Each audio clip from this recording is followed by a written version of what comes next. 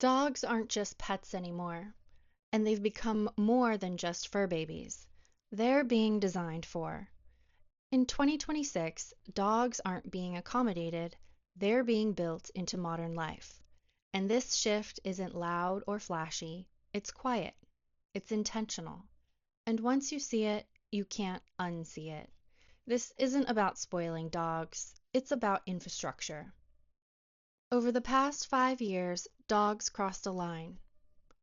What started as playful language turned into real decisions. Decisions about money, space, time, and care. Dogs didn't just show up in our lives, they reshaped how we travel, how we design our homes, how we spend, and how we socialize. Weddings, dinner parties, luxury carriers replacing handbags, pet insurance sitting next to health insurance. At some point, the line between pet and family member disappeared, and this shift isn't just anecdotal. In the United States, roughly 70% of households now care for a pet, while the share of households with children has steadily declined over the past 2 decades. That context matters. It helps explain why dogs aren't being treated like accessories anymore. They're becoming central to how modern adults structure daily life. The defining shift in dog culture in 2026 is this: dogs are no longer an exception. We're starting to see the infrastructure around dog care solidify, moving toward the same level of intention, structure, and long-term thinking we already apply to children. This moment isn't about excess. It isn't novelty. Pup culture is growing up. What once felt indulgent is becoming intentional. What once felt gimmicky is turning into infrastructure. Dog parents aren't asking, "Can my dog come with me?" They're asking, "Should this be designed differently because my dog is here?" That question changes everything. Dogs at weddings aren't new. What's new is everything forming around them. In 2026, dogs aren't just allowed at ceremonies, they're planned for. Specialized wedding day dog caregivers now manage transportation, outfit changes, ceremony participation, photo timing, and decompression during the reception. These services exist for one reason. Couples no longer want to choose between being fully present on their wedding day and ensuring their dog's comfort, safety, and emotional well-being. Weddings are just the most visible example. The same logic is extending into workdays, events, travel, and daily routines. Dog care is no longer episodic, it's ambient. Another defining shift is the standard by which dog products are evaluated. Increasingly, they're being held to the same scrutiny as products designed for humans. Crash-tested car restraints, human-grade food as a baseline expectation, ingredient transparency that mirrors clean beauty standards, orthopedic beds designed for joint health without sacrificing home aesthetics. This isn't indulgence, it's risk reduction. Dogs are living longer. Vet care is more advanced and more expensive. Dog parents don't just want products that work, they want products that protect and preserve quality of life for as long as possible. One of the most meaningful shifts isn't material, it's emotional. Dog parents are increasingly aware that dogs have personalities, preferences, and real social needs. And in 2026, care models are starting to reflect that awareness.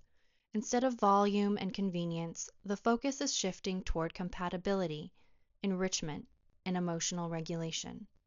That shows up in structured daycare, temperament-based groupings, enrichment-first training, even niche services like dog school buses.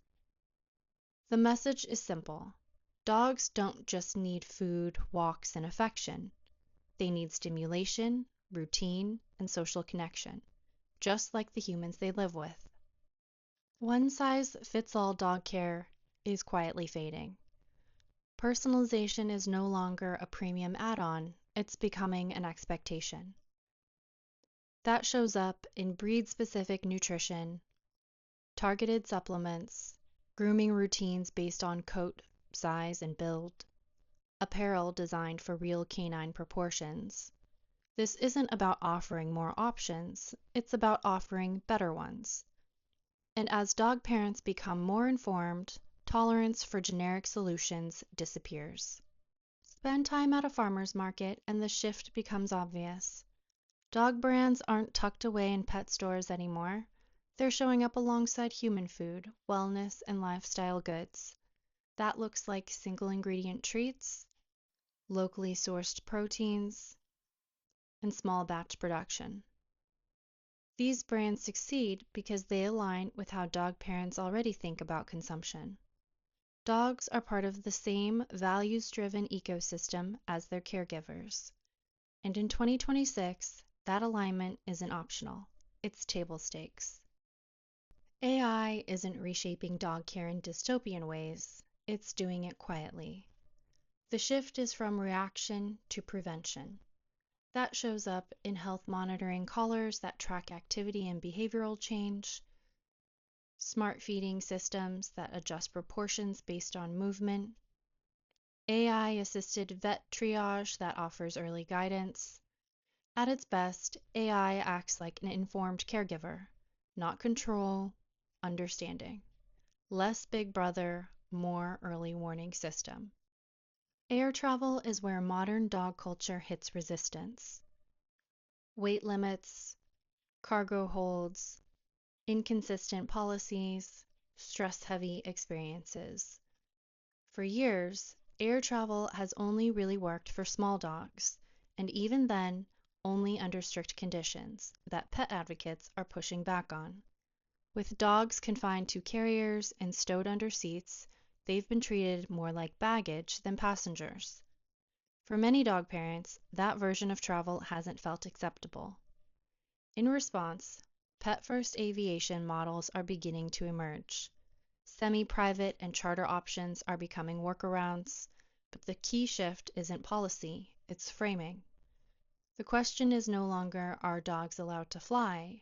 It's, how should dogs travel? And once that question exists, infrastructure eventually follows. One of the clearest signs that dog culture has matured is how deeply it now shapes our homes.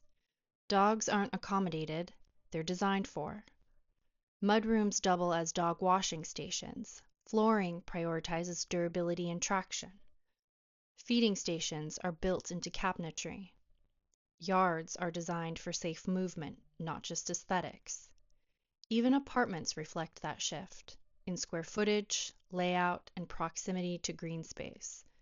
This isn't pet-friendly design anymore, it's functional living. This shift isn't random. Pet ownership has grown steadily over the last 2 decades.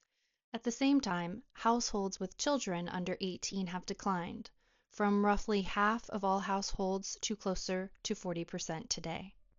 Attitudes towards caregiving are changing too.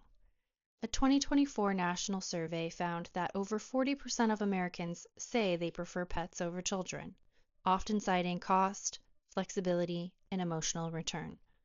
That doesn't mean dogs are replacing children, but it does show where emotional investment, daily attention, and discretionary spending are increasingly going. Dogs offer routine, responsibility, companionship, and grounding, without many of the structural barriers modern adults face elsewhere. Seen in this light, the rise of dog-centric products, services, and experiences makes sense. Dog culture isn't overbuilt, it's actually catching up to how people actually live. Dogs aren't an afterthought anymore, they're central to how we define home, family, care, identity. Pup culture isn't a phase, it's infrastructure now.